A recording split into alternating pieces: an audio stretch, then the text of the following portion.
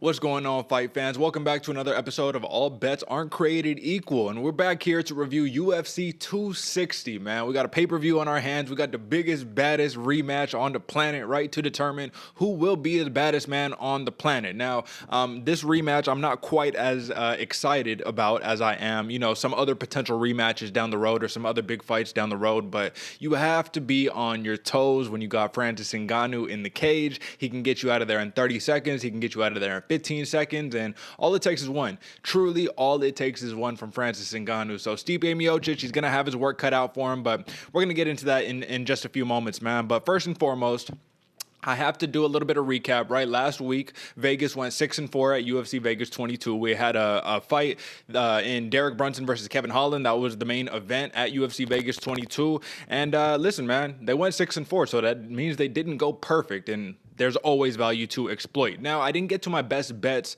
last week, and, that's because we ran out of time. There was a bunch of fights, had to, break it down, all that good stuff. Only got a certain amount of time over here, but nonetheless, I did say do not be surprised to see Derick Brunson win, and what happened? Derick Brunson won very, very handily. Now, do I think Kevin Holland could have won the fight if he maybe took it a little more serious? Yeah, but he's a talker, and talkers is going to talk, man. That's what he does. At the end of the day, we do need to take a moment to realize that the UFC is not simply a martial arts competition. You know what I mean? This is not simply a merit-based industry. You know what I mean? This is entertainment at the same time, right? So while Derick Brunson, you know what I mean, he did the lay and pray, he got the win on paper, right? It isn't the biggest win. This isn't going to catapult him into the next series in terms of like heading up the rankings. He moved up to number 4, but the point that I'm trying to make is that it's hard to make a case that you should be challenging for a title when that's how you fight. So Kevin Holland being exciting, man, I think that if you would have not did anything in terms of being a big mouth, being entertaining, talking, if he would have just laid back, tried really hard, and still got dominated, it actually would have been worse for his stock than doing what he did, which was, talk throughout the whole thing. So I just wanted to point that out. I want to point out Montserrat Ruiz's huge underdog win against Cheyenne Buys, which was another possibility. I talked about that one as well, about Ruiz has a real deal opportunity to win the fight. I thought it would play it a little bit differently because Cheyenne Buys, she already knew that the headlock throw was coming from Montserrat Ruiz or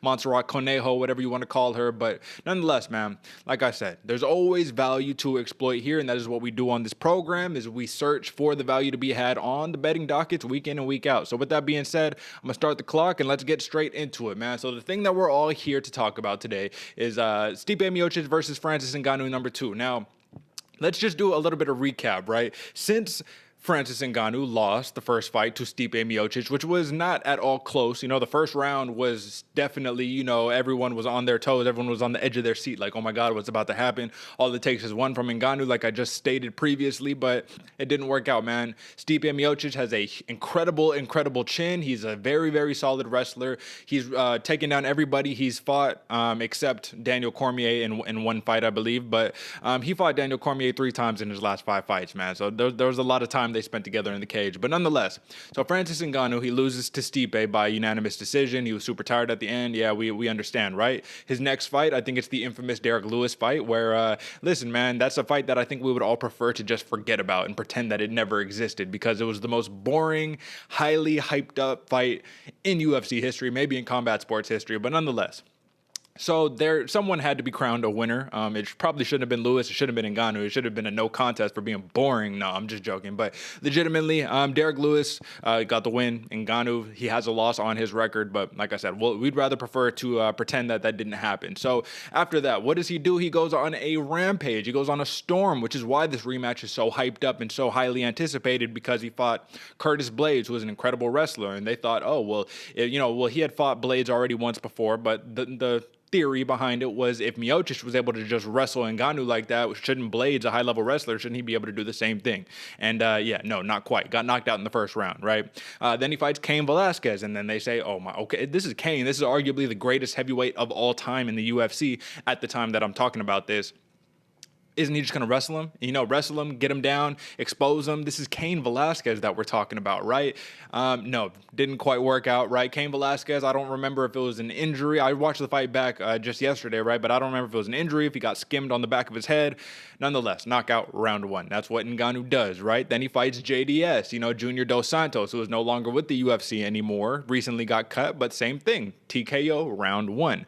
And then Jairzinho Rozenstruik, right? Finally, this is the dude who's going to knock out Ngannou. No, knockout round 1. It's all it takes, man. This was just a flurry, about 5 punches. Only barely skimmed Jairzinho Rozenstruik's head with one and knocked him out. So, yes, Francis Ngannou is very, very scary, and this matchup is very, very enticing because of that. But let's think about Stipe Miocic, the heavyweight champion, right? Since his fight with Francis Ngannou, he has been on quite a tear himself, right? So he fights Daniel Cormier in the next fight, gets knocked out in the first round. And in all honesty, when I'm kind of watching the fight, I'm like, okay, Stipe was doing his thing. Stipe was working the jab, you know what I mean? He was getting his punches through. But Daniel Cormier, man, something about that little overhook with the uppercuts underneath, you know what I mean? He just caught him. Stipe he got caught. And one of the things we have to consider here is that was his chin compromised because of the Ngannou fight? Dude did not get knocked out by Ngannou, but he was beat up, man. After the first round, it looked like he'd already been through a 5-round war. So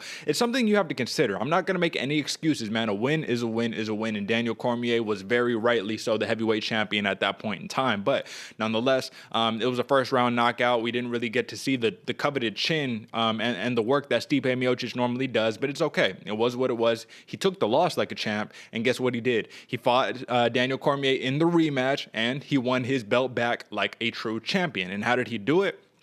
Well, it was basically the same exact game plan, right? Except this time around, he decided, all right, well, listen, man, I'm going to adjust on the fly, and I'm going to start beating up the body, doing all of that good stuff. Knocked out Daniel Cormier, TKO round 4. They fight again, and then Stipe, we got eye pokes and all that crazy stuff, but Stipe wins by unanimous decision, right? So Stipe Miocic hasn't really lost a step whatsoever. I'll call that first round knockout to Daniel Cormier. That was just a misstep, right? You know what I mean? That was just a little slip up, but he's right back on track and doing the do, man. Fought Daniel Cormier 3 times after Francis Ngannou, and come on, man, that's really top of the heap opposition right there. This dude was a heavyweight champion, light heavyweight champion, all that good stuff. But nonetheless, let's talk about the actual matchup at hand, right? Stipe Miocic versus Francis Ngannou number 2. Now, what exactly happens in this matchup to make it any different than the first one? In all honesty, we have to ask that question, and that's something that I'm seeing because when I look at the betting line, Miocic, right? This dude, like I just said, just did a trilogy with Daniel Cormier, man. This dude is absolutely killing it, and he steps in once again,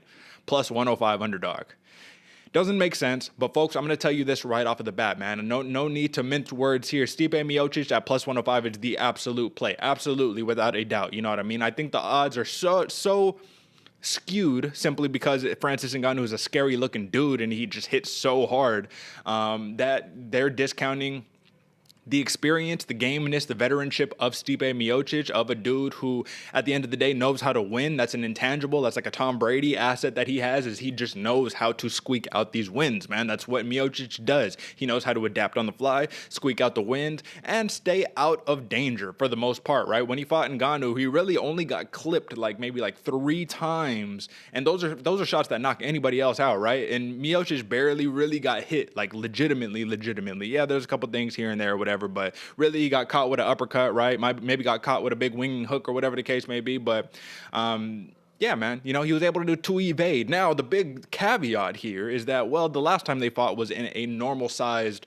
octagon, right? This time they're fighting at the UFC Apex, and I mean, hey, that's a small cage, right? But I think Miocic, he had to fight Daniel Cormier in a small cage too, so he's ready for that. The question is going to be, it's just going to be that much harder for 5 rounds for him to just evade Francis Ngannou's power.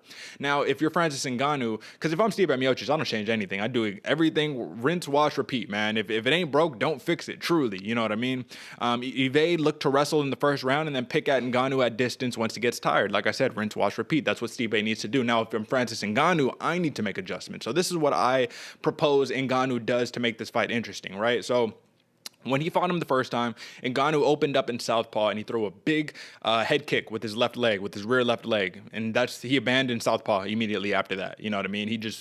They used it just for that one novelty, and then went straight to the winging the big hooks and just trying to walk Miocic down and just destroy him like anybody else, like he was just some like Joe Blow off the street or whatever. But the difference here is that I think that Francis Ngannou, I would like to see him take the approach that he did when he fought Junior Dos Santos, and what he did there is he didn't rush in. He utilized calf kicks. I mean, come on, this dude's thighs are like tree trunks, man. You know you're going to cause real damage. So he utilized the calf kick, and he drawed out the calf kicks of, you know what I mean, JDS, and then he looked to counter. So I think that's what he should do, is he should start picking away at that leg of Stipe Miocic, because what's the worst thing that could happen? Francis Ngannou has never been knocked out. Dude has a chin of a chin. You know what I mean? It just feels like when punches hit him, they just deflect like he's the Hulk or something like that. But everybody can get knocked out. Don't get me wrong there. But ultimately, I think he should try to bait in the counters from Stipe and look to counterattack instead of just walking forward, trying to exert himself and gas himself out by the end of the first round. Because the question is going to be, is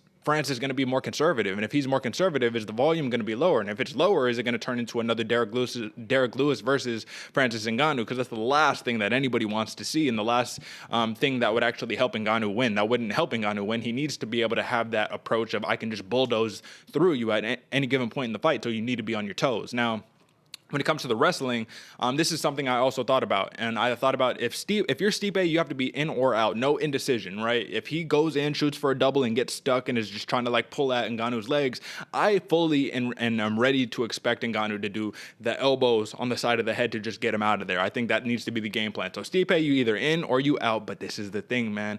Outside of a knockout in the first round, like that's the only path to victory for Francis Ngannou, man. When you look back at the first fight, Francis Ngannou has not been out of the first round since they fought last, except for Derek Lewis. But like I said, we're not counting that, right?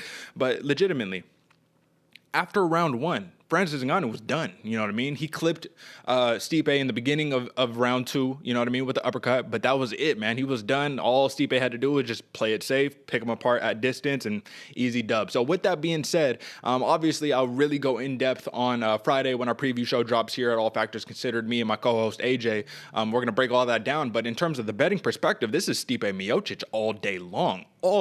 And if you take that, you know, plus 105 and you're like, you know what, man, I really don't know if Francis Ngannou could win, you could put money. I personally wouldn't. Like I said, this is Stipe all day. But another bet to consider is this fight going over 1.5 rounds. I think the odds of that are incredibly, incredibly high. And we're sitting at minus 147 right now for the fight to go over 1.5 rounds. So I think you take that bet, you take Miocic at plus 105, and you make a lot of money and you're happy with your weekend, man. So clearly I'm heavy on Stipe here, and champions win, man. You saw Stipe. He loses to Cormier. They fight again. He wins. He fight again. He wins. That's just, you know, come on. The winner the first time generally wins the rematch. That's not going to happen every single time, but we're going Stipe Miocic all day long, folks. You heard it here first. Come on. Come Saturday night when Stipe says, and still, once again, you know, they raise his arm, put the belt around his waist. I don't know if Dana will do it or not, but you're going to come back and you're going to say, wow, you know what I mean? I should have listened and I should have dropped some money. So let's move on to the next one, man. The co-main event, which was originally slated to be Alexander Volkanovski defending his featherweight title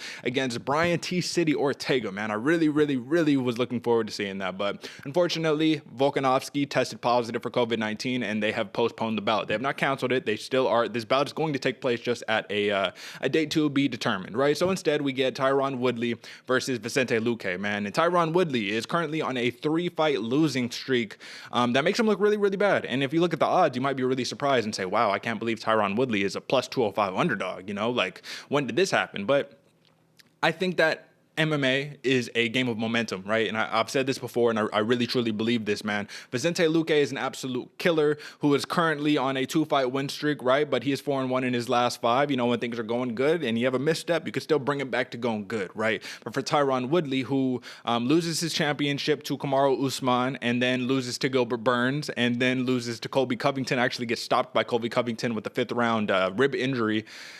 It's looking really bad, man. And sometimes when it's going downhill, it goes really, really downhill on that slippery slope mentality, right? So ultimately, man, Tyron Woodley, the problem that we've had here is the man is 38 years old. I think he's more or less fighting for money at this point because he's made it public already. This is not me outing anything. He's already made it public that he has, basically spent all the money that he had, you know what I mean? So now he's trying to get that bread up and do all that good stuff, work on other business ventures. But this dude has he was a one-trick pony, and don't get me wrong, no disrespect whatsoever, but he was like a one-trick pony that nobody could figure out, and that was like, how do you get past his right hand? And nobody could do it, right? Until Usman said, oh, well, if I lay you down, pause, but if I lay you down and, you know what I mean, I stay on top of you, well, I just basically nullified your right hand, and what are you going to do now?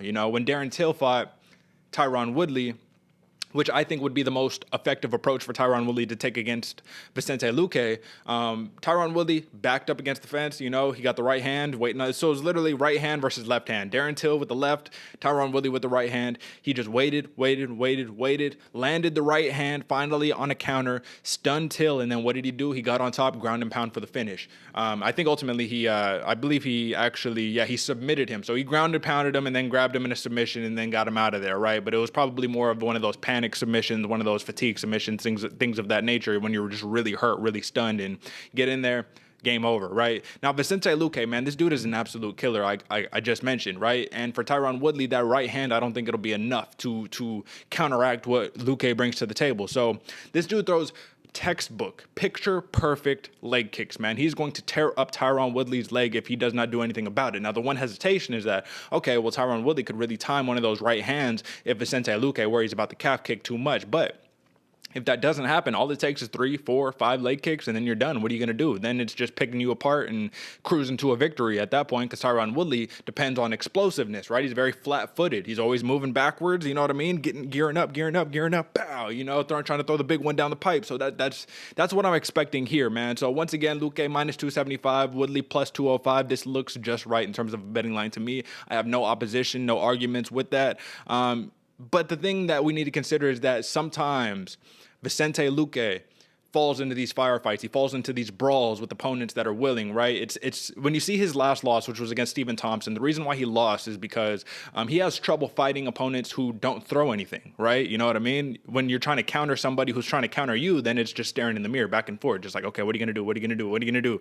Wait, and you can't get your offense off. So that's what kind of worries me in this one, is that Tyron Woodley, being a low volume fighter, if he decides not to let his hands go again, which would be the 4th fight in a row, it's going to be really interesting to see what Luque is going to do to try to press the action. Is he going to put himself in a bad situation to try to force the action, or is he going to sit back and just wait for Woodley? Or is Woodley going to say, you know what, man, 3 fights that I've lost in a row, I don't think he's on the verge of getting cut, because when you lose 3 fights against Colby Covington, Gilbert Burns, and Kamaru Usman, that's like the absolute top of the heap, dude. You know what I mean? Like, I don't think people shouldn't be too down on him for losing to the opponents that he is losing to, maybe in the fashion that he's losing. Yeah, it's pretty terrible. Nobody wants to watch it, but he's losing to the best opposition possible, right? Literally, when you're looking at 170, you're looking at Usman champion, Gilbert Burns is number 1 or number 2 ranked contender, and then Covington is like the number 1 ranked contender. So like I said, top 3, it's hard, you know what I mean? You can't always be the best in the world, but nonetheless, Tyron Woodley, man, I just think that if he doesn't let his hands go, it's going to be a long night, but it's also going to be a little more difficult for Vicente Luque, who I think will then look to get the fight to the ground, even though it would probably be more in a control situation as opposed to chasing a submission. But Vicente Luque is a brown belt in BJJ, man, so there's that. And he's only gone the distance 7 times in his 27 fights, which is about a 26% ratio. So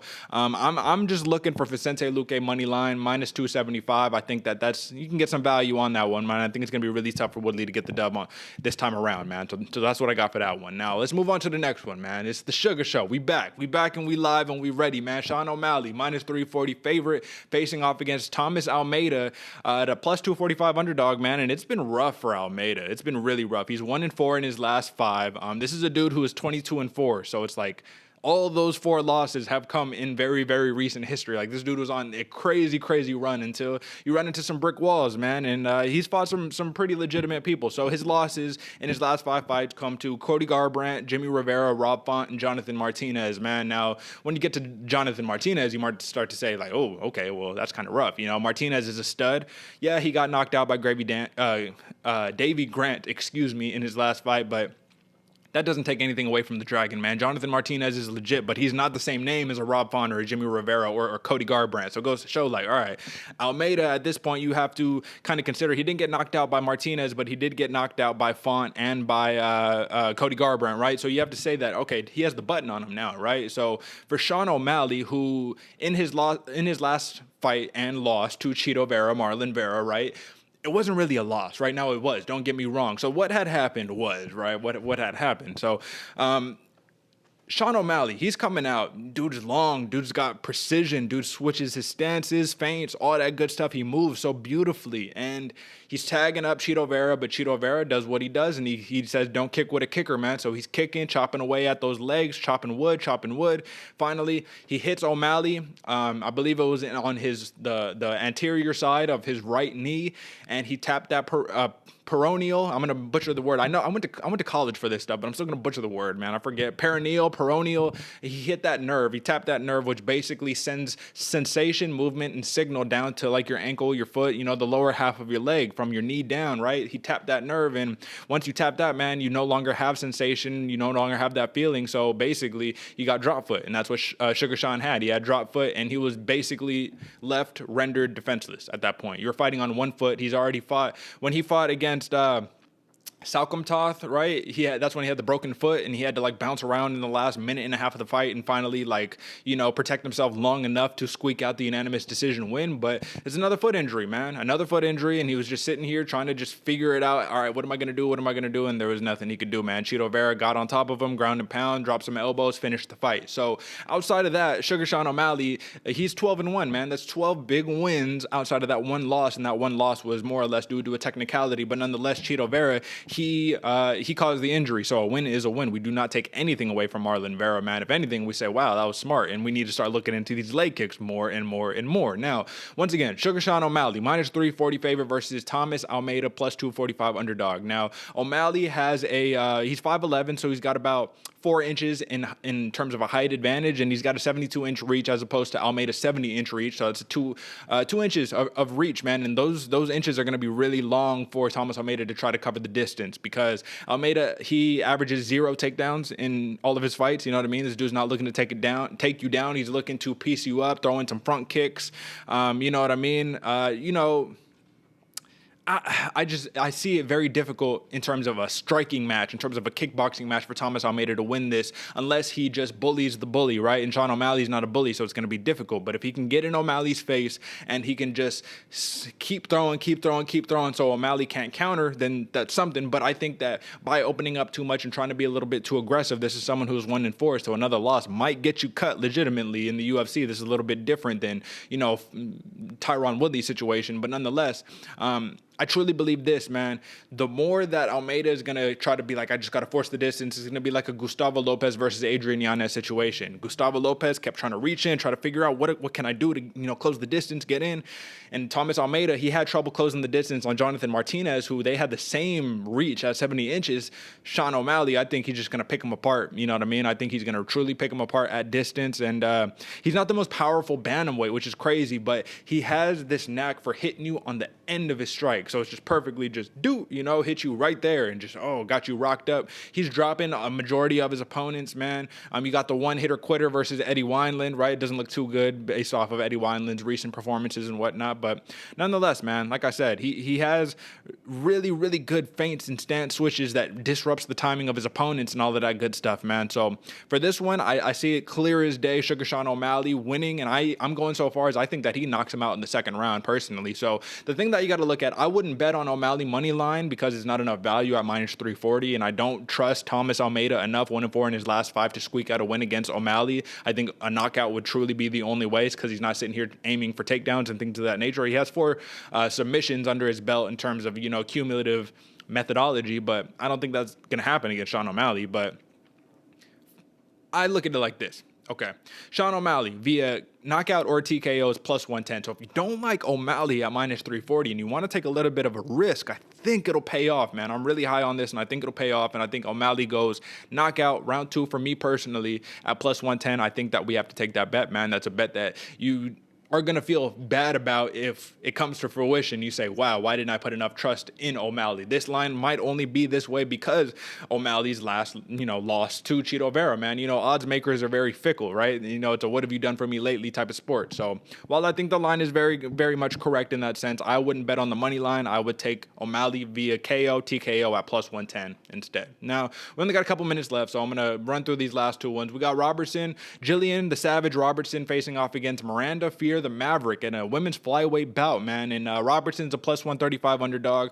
Miranda Maverick, she's a minus 170 favorite. And I like this, man. Even though Miranda Maverick is only 1-0 in the UFC, right? She has less experience in terms of high-level opposition as opposed to Jillian Robertson, whose last five consists of, Macy Barber, Courtney Casey, Poliana Botejo, and Tyler Santos, right? That's a lot different than Miranda Maverick. And, Liana Jojua, her last win, she won for a doctor stoppage in the first round in her UFC debut. Before that, she fought Pearl Gonzalez, former UFC vet. She fought her in Invicta. She won via UD. But before that, it was just Invicta competition and all that good stuff. And I'm not taking anything away, but listen, man, I'm very familiar with Miranda Maverick, and she is a mean southpaw striker. She has a legit grappling and Muay Thai background. She's a BJJ brown belt. And for me, Jillian Robertson, her best path to victory is to look for the takedown and to try to control on top. But the thing here is that Miranda Maverick is game in every single spot, and she's game, if not better, in every single spot that Jillian Robertson is. So on the feet, Miranda Maverick, I give her the advantage because of the Muay Thai, the elbows, the kicks, extended combination, sitting down on her strikes. I think there's a clear advantage in the striking. Now, she is there to get hit, don't get me wrong, but Jillian Robertson is by no means some expert striker who is sitting here and just, trying to pick people apart. That's not what she does. She's a grappler. She's proud of it, and she makes it known, right? So if the fight goes to the ground, well, Miranda Maverick, she has 5 submissions under her belt. She's never been submitted, man. She out-grappled Pearl Gonzalez, who I believe she's a BJJ purple belt, but nonetheless, she has a handful of submissions under her belt as well. Out-grappled her for 3 rounds when they fought, which was pretty legit because, like I said, Pearl Gonzalez, UFC vet, she's fought some names.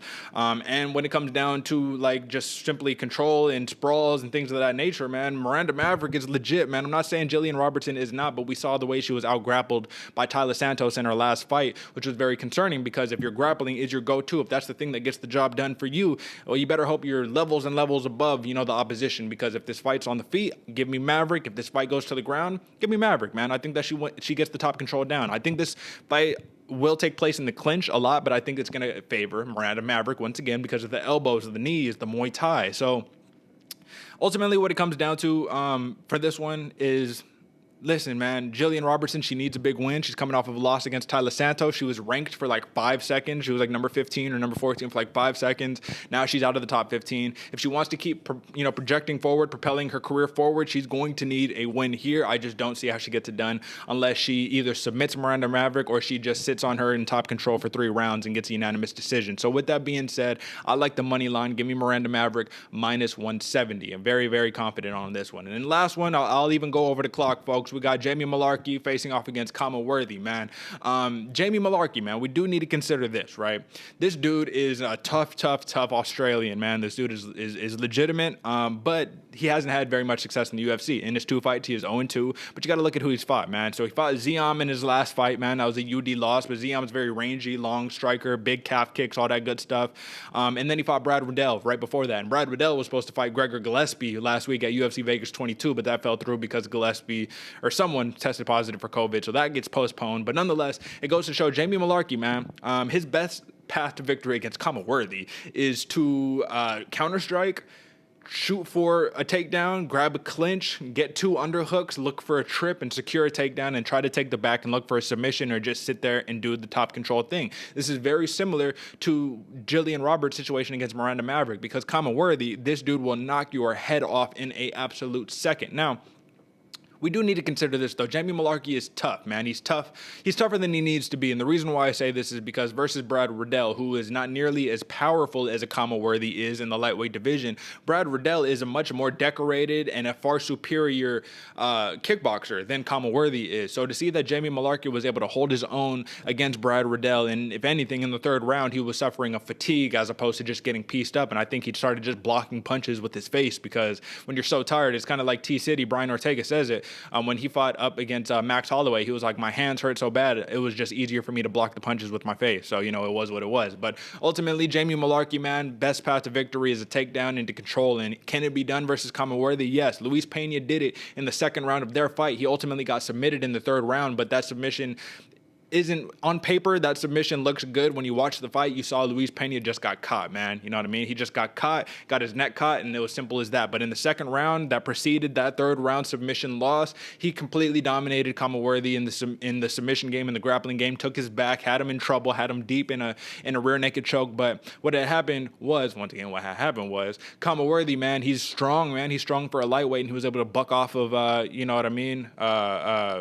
Luis Pena, he was able to buck off of him and utilize that strength and, you know, not get submitted and defend the takedown very well. Now, Jamie Malarkey, once again, this dude's not a striker. He's not pretending to be a striker. This dude is a grappler. He is a wrestler. He averages 4 takedowns per fight. Worthy has a 57% takedown defense in the UFC, but he's only got 3 fights in the UFC so far, so it's not the biggest sample size, but nonetheless, this dude, Worthy, got one punch KO power. So when I see the line at -140, I like it. I like it because Worthy is the definition of fast twitch, man. This dude, everything. His style has been noted as herky jerky, but if anything, it's just, you know, moving.